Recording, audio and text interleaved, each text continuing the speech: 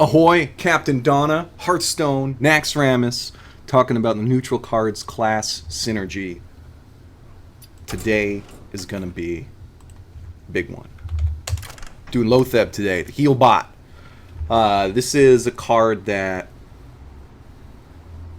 I think is pretty commonly agreed to be the best card of the entire Naxxramas expansion.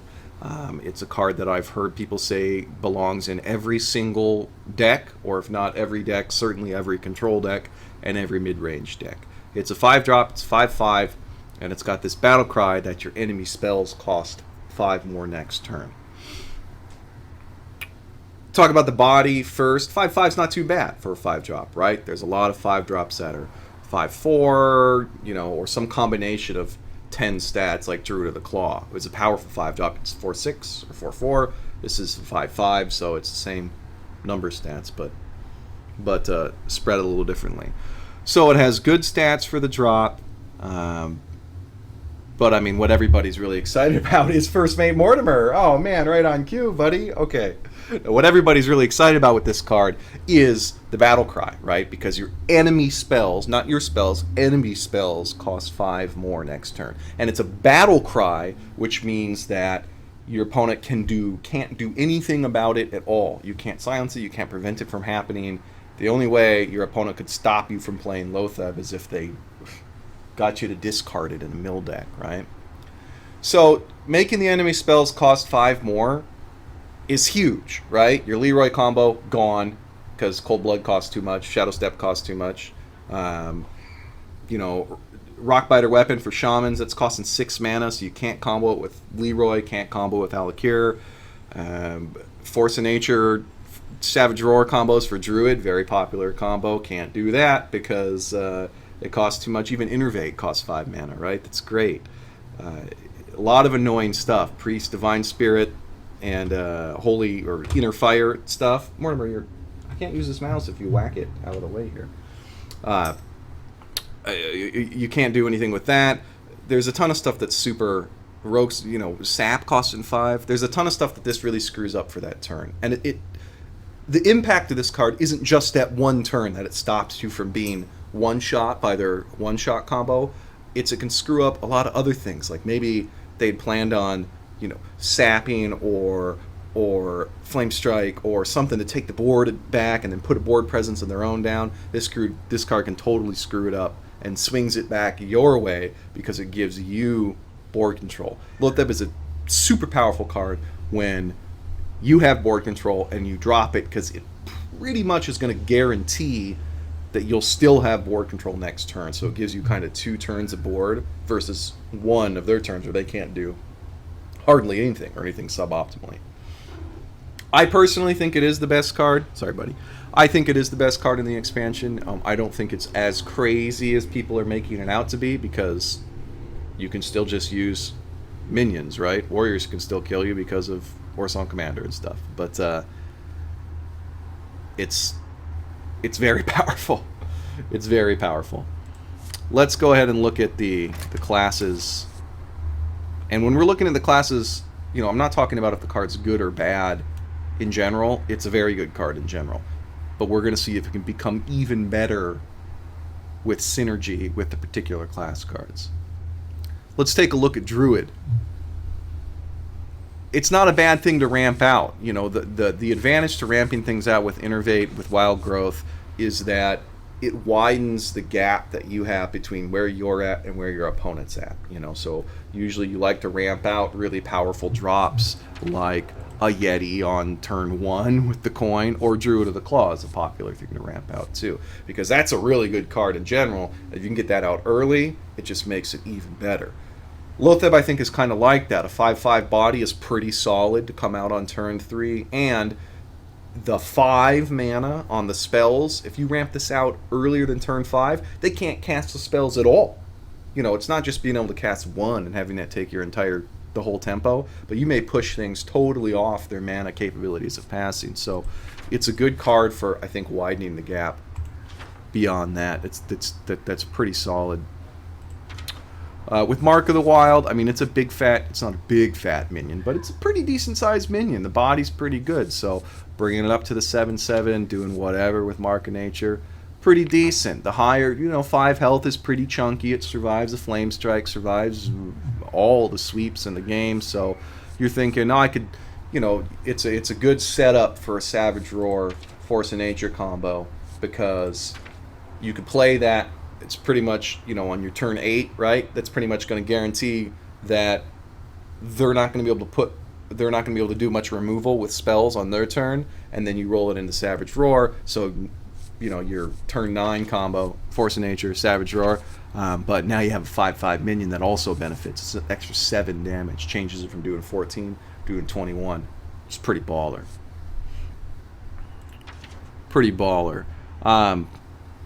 It's a good minion in general, so it's like, does it synergize with Taunt because it's behind it?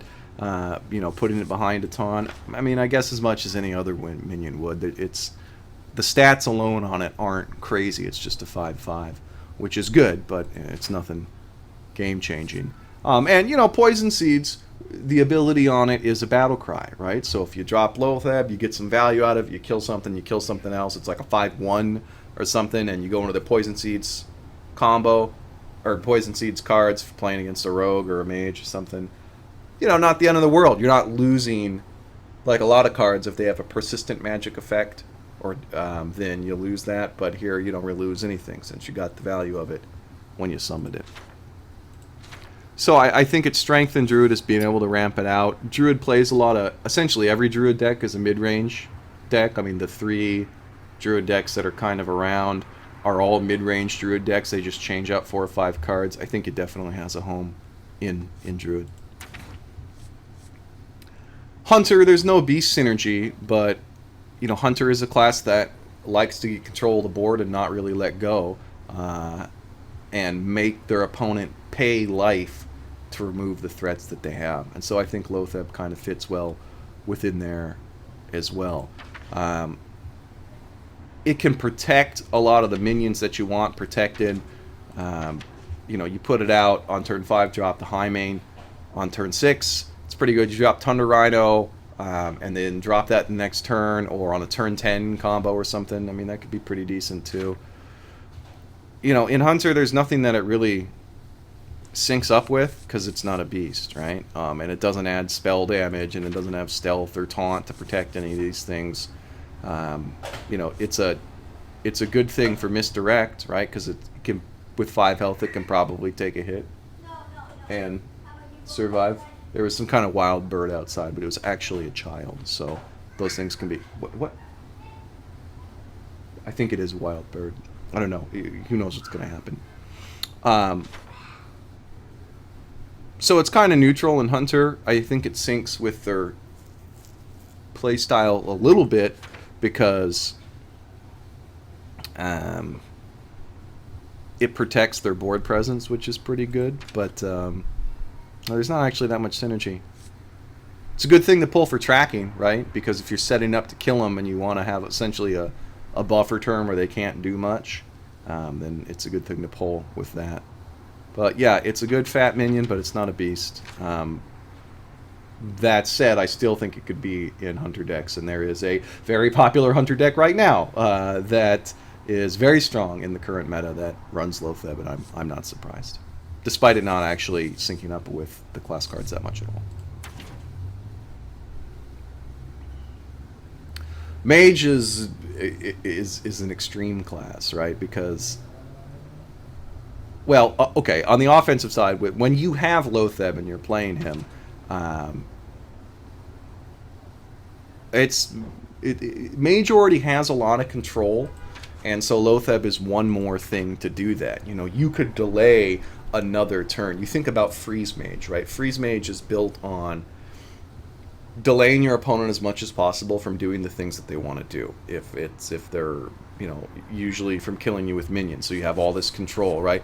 You have Frostbolt freezes, Ice Lance, Frost Nova, Cone of Cold over here, Blizzard, Flame Strike. All this stuff is supposed to stop them from doing things. You screw them up with Mirror Entity with Vaporize, with Spellbender, with Ice Barrier. Everything in Mage is built on delay, delay, delay. Counterspell. These are all huge delay cards, which is why Freeze Mage is a legit deck. It's kind of hard to play like that with any other class, I guess, except maybe Warrior. But, you know, a lot of Mage decks are centered around Ice Block, about surviving for a turn where you should have died. And Loatheb kind of serves that same function. And so, you know, none of the Mage cards interact with it, right? It doesn't have spell damage. It doesn't give stuff, you know, it doesn't affect minions in any way. And none of the Mage minions buff it. But like a lot of Mage minions, they sync well with the other cards that are in the set. Mana Worm with low drop spells, Sorcerer's Apprentice with any spells, Kirin Tor with the secrets, that kind of stuff, right? And I think Loatheb does that as well, because it synergizes, in my mind, with Ice Block and Ice Barrier and all the free stuff, because it's another way to delay. You can delay another turn where you should have died, but you didn't because you dropped Loatheb. And in addition to that, it gives you a pretty decent body, right? That's great. It's a good-sized minion. You know, your traditional Freeze Mage deck, you know, the minions you run all suck, right? Sorcerer's Apprentice, Blood Mage Dalnos, you know, Mana Worm's good, but it's really an offensive minion. It's not particularly thick or something like that. Loatheb's a 5/5. You know, he shows up in a Mage deck. Yeah, pretty good. Pretty good, I think. I think it works well and it fits with the style there. With Paladin gets a lot more value out of the body, right? Paladins like cards that have higher health so they can survive for a turn, and then they can get buffed to do good trades. You know, that's Blessing of Might, Hand of Protection, Argent Protector, you know, Blessing of Kings. All of those cards are things that buff the, even Blessed Champion, right? These are all things that buff the minion so you can do a big trade or get great value out of it or something like that. You know, they have these cards that, you know, Noble Sacrifice protects your minions from being killed. You know, Humility mitigates significantly the damage that an enemy minion is going to do. Redemption is, you know, same thing. You know, your minion comes back to life. So Paladin likes minions that are stickier because their basic strategy is just put a bunch of stuff on the board and then buff it and kill your opponent with it, right? Loatheb, I think, does that because it does have decent health. Not the best, but it has pretty good health for a 5-drop. And Paladin doesn't really have that many popular 5-drop cards. Blessed Champion's not that popular. Holy Wrath and Constructed isn't that popular. And I mean, then that's it. Versus, you know, they're 4-drops where they have a ton of good stuff. Hammer Wrath is awesome. Consecration's awesome. True Silver is awesome. Blessing of Kings is good in Arena. A little less popular in Constructed, but you know, this is in addition to all of the good 4-drop neutral minions that other people have, like Yetis, Shieldmasters, Spellbreakers, all that kind of stuff. So having a good 5-drop for Paladin, you know, that's pretty solid. And all of their minion buff stuff works great with it. You know, Sword of Justice, everything. Is there anything really special about the Paladin class other than needing a good 5-drop for Loatheb? I don't know, not really. You know, they avoid the one-turn kill combos, usually not by delaying them, but by things like Holy Light, by Guardian, by Lay on Hands, right? They usually can survive your Leroy Jenkins combos by keeping themselves healed really full, right? Druid's kind of like that too. Like, that's the way that they get around it. So Loatheb's good there, but it's not as valuable as it would be in like a class that can't heal itself, that really gets it a bonus turn. I think it does fit in well with Paladin just because of the 5-drop slot, and you know, it's a good control card and one of the types, you know, you can put together a decent control Paladin deck. So yeah, pretty solid.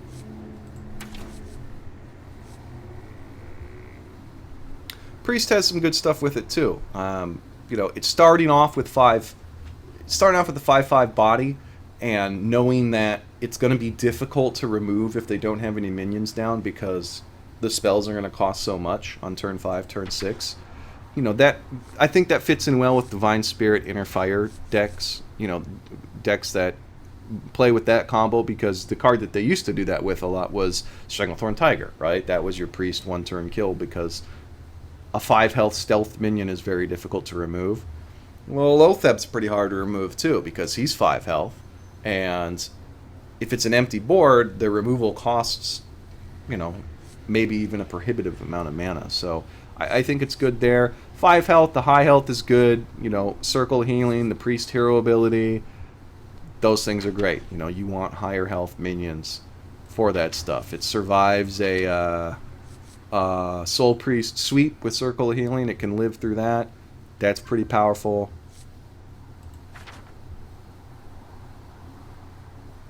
There's a fair. I think it's a good minion for priest because of the body, really, right? And so maybe that cuts against it a little bit. That priest, kind of like Paladin, doesn't get as much synergy with the battle cry out of it as some other classes do, because they can heal themselves, right? Priest has typically, the way that priests deal with surviving combo 1-turn kills is keeping their life total high anyway with their hero power, with Valen in their hero power, with all the things that they have to heal. I mean, they're priests, Nova, Holy Fire, that kind of stuff. So buying that extra turn, I don't think would be as valuable for priests. They wouldn't use it as much, but it's still a decent card, and priests have no 5 drops. They have Nova, which is really good, right? You're going to take that, but Loatheb being the 5, it's going to work out in a lot of classes just because of that. I think not too bad in priest at all.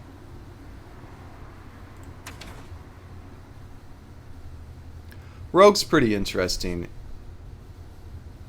You think about Miracle Rogue, right, which is the card, which is probably the deck archetype that everybody thinks of when they saw this card originally. When people saw Loatheb, it was like, oh, Miracle Rogue is done. It's the Miracle Killer, because Miracle Rogue typically kills you with Leroy Jenkins, 2 Shadow Steps, and 2 Cold Bloods. For 10 mana, it's 26 damage. When, if these cost 5 and these cost 6, it ain't going to happen. Even an Auctioneer can't conceal. You just, all these low spells that rogues love just get totally wrecked by Loatheb. Very strong card against rogue. Very strong card against mage. But, in a Miracle versus Miracle mirror, in many ways that match is going to come down to who drops Loatheb first, right? Who times it right to push their opponent off for that 1 turn, so that they can kill their opponent the next turn. Really good with that. Rogues a lot of times can struggle to set up Miracle, because they have to conceal the Auctioneer, or they have to conceal their Mana Addicts for the people that use that still, or they really want to conceal Van Cleef or something like that. And so typically you don't play those cards or really anything until you're able to get those little combos off with the conceal. Loatheb might give you a little more flexibility if things are getting a little desperate and you really want to play your unconcealed Gadget Scan Auctioneer. Maybe Loatheb can protect it. You conceal things to make sure that they survive for the next turn, right? Loatheb also does that, and it gives you a counter against them trying to remove things. As far as the cards themselves, Rogue doesn't have anything that buffs anything except Cold Blood. Loatheb has high health. It's a minion that's probably going to survive for a turn, especially given its body and its anti-spell mechanic. And so the next turn you would probably survive to get value out of Cold Blood. And it's just, I've talked about this in other videos.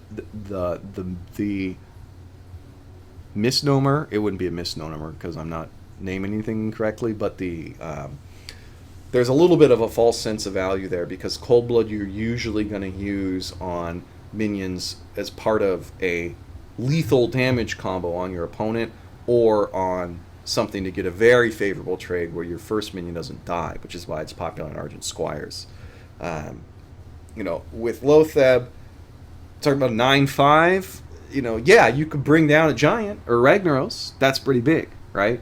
So, no, but it would be nicer not to have to waste 5 health on that. It'd be nice if you could take a much weaker minion, maybe through stealth, and take down something big. So, Cold Blood, well, technically does buff it. I don't think will be as popular to put it on there.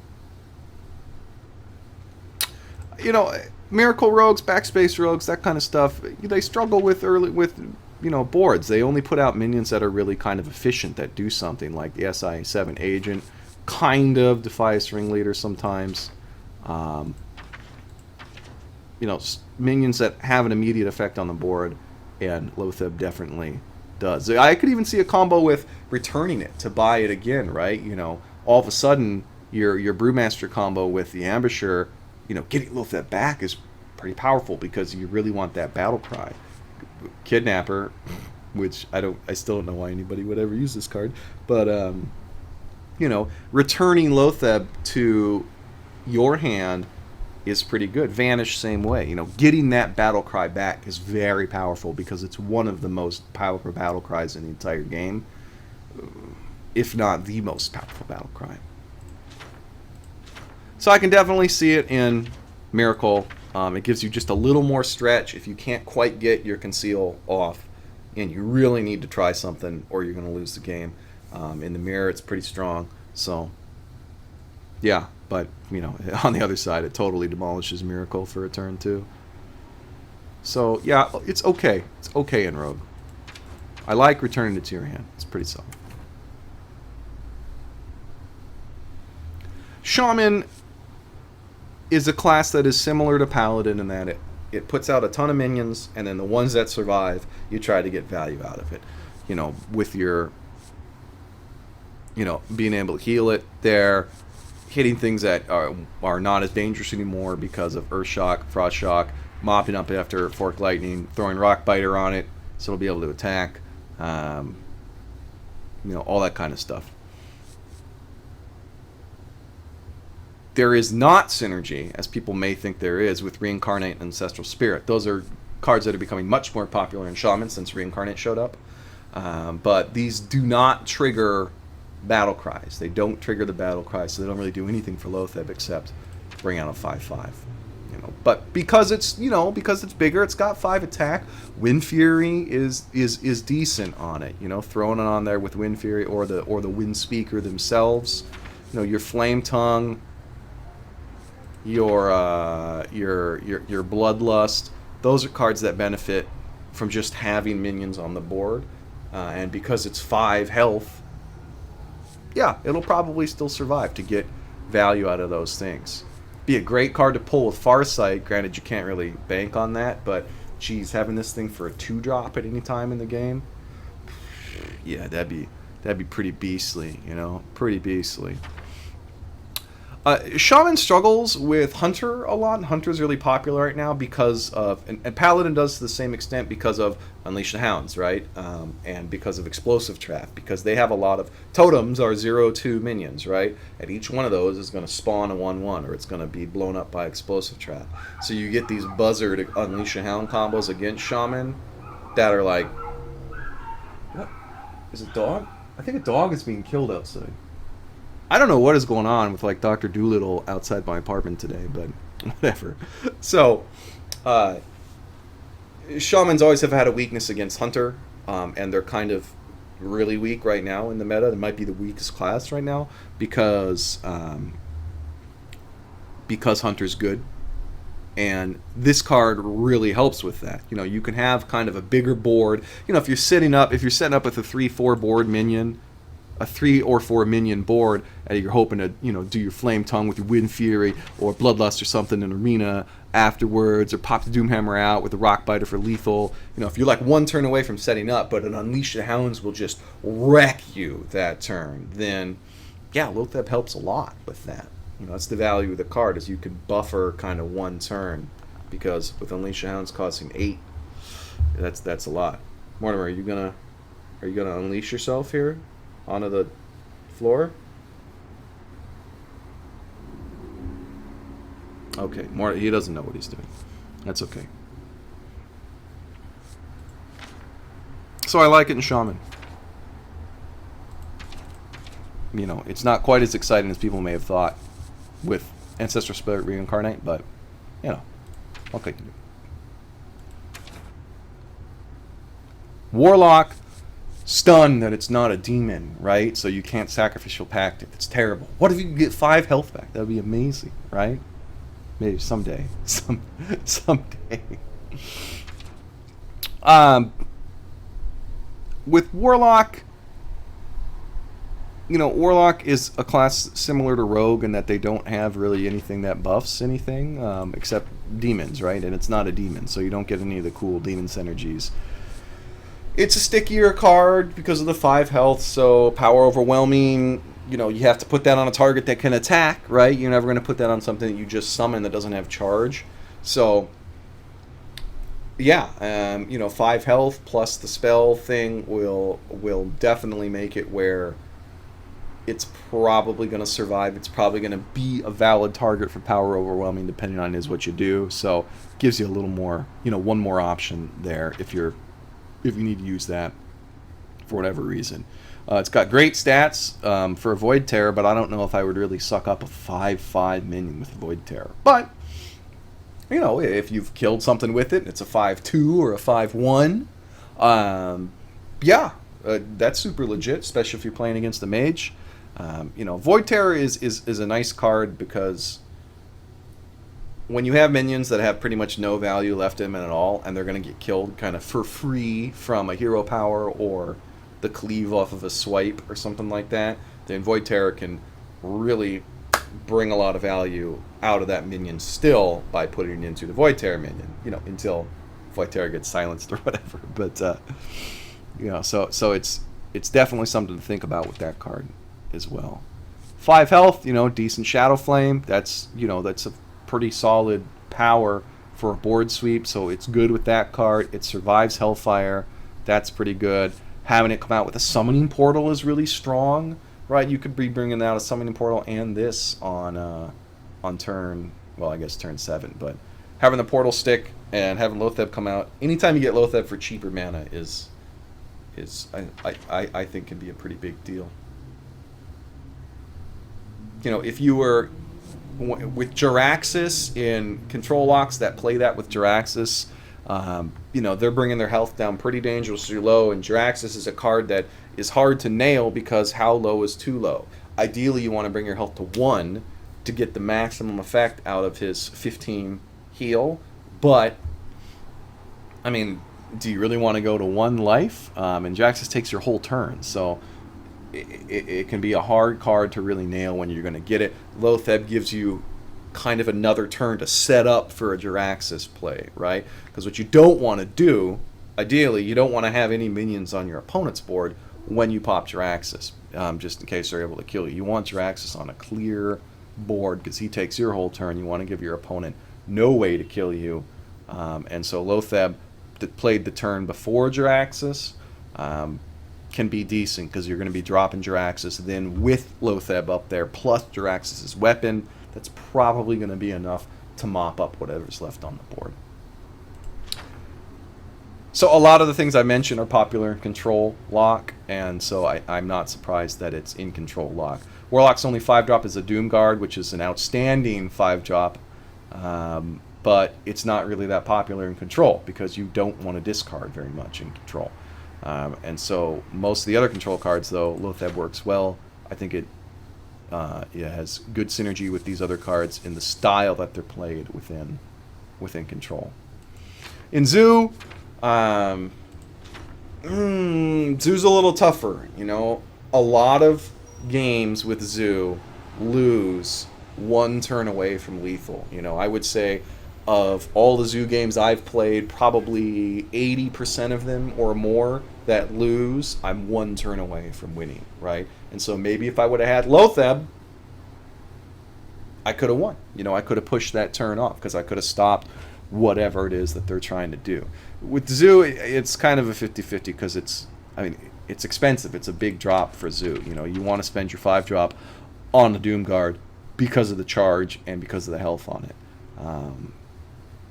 But, it's tough to cram. You got to have really, really good cards to put above really to put even above a 3-drop in Zoo, right? Doomguard definitely is that. Is Loatheb worth that?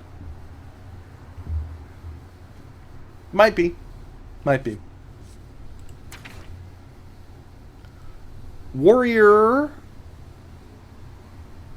is... I mean, it's awesome, right?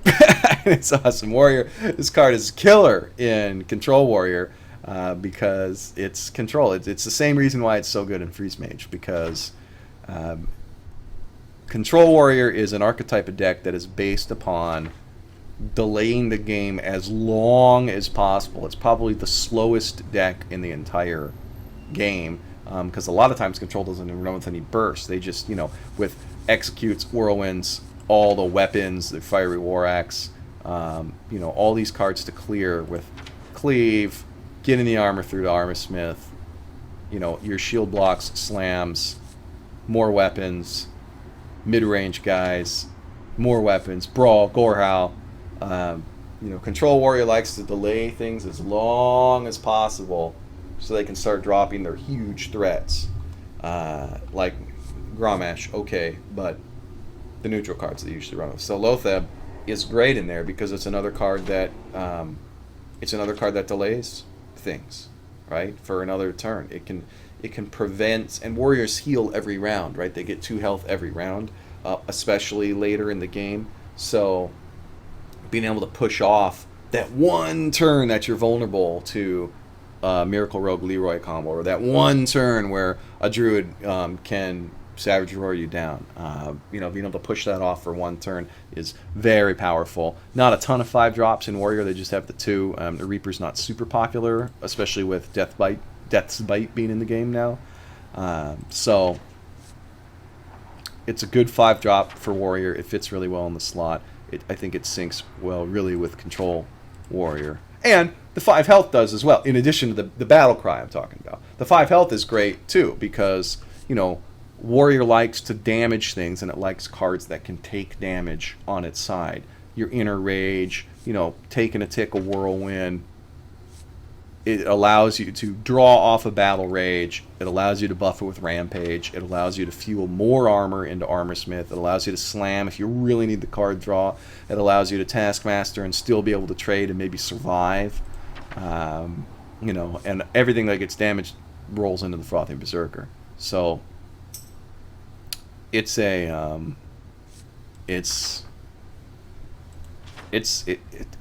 solid for Warrior. It's solid for Warrior. It's very good in Control, and it's the question about aggro Warrior. I think it's similar to the debate in Zoo. People are going to debate if it's worth the cost, because your 5-drop that you're aiming for in an aggressive Warrior deck is going to be the Reaper, right?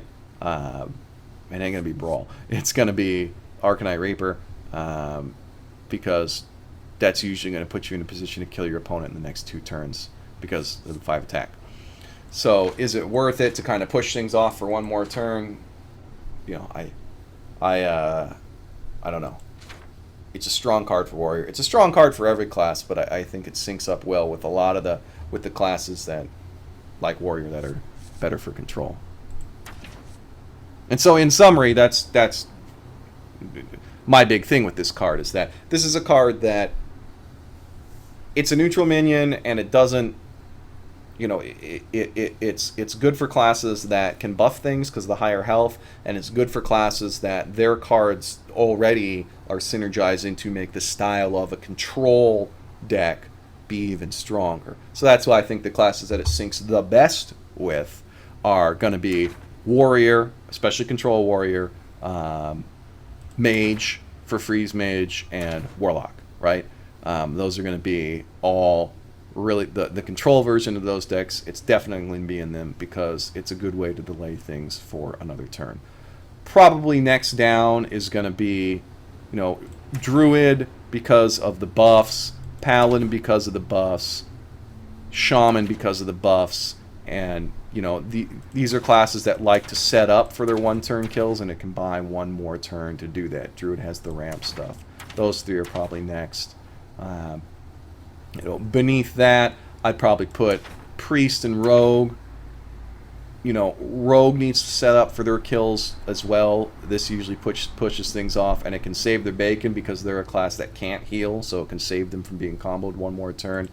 Priest, the higher health, the solid body, some of the buffs that they can do, I think is pretty good for it. And then Hunter's probably last, just because it's not a bad card for Hunter. It's just that it's not a beast, and Hunter relies so much on those beast synergy combos because it fuels through almost every one of the cards that they have. So that's probably bottom of the barrel, but it's still a card you're definitely going to see in Hunter decks because it's such a good card in general, right? It's good for, like at the beginning, it's good for any mid-range, and it's good for any control deck, and cards that lend themselves to that more, Hunter even being one of the mid-range ones, it's going to be stronger on that. I'm interested to see as time goes on if it remains as popular and as well regarded as it does. I think, yeah, to me it's like another Ragnaros, right? It's a card that's never going to be bad, and it's going to find its way into several decks. But you know, we'll just have to see how things develop. All right, smooth sailing. See you next time, guys.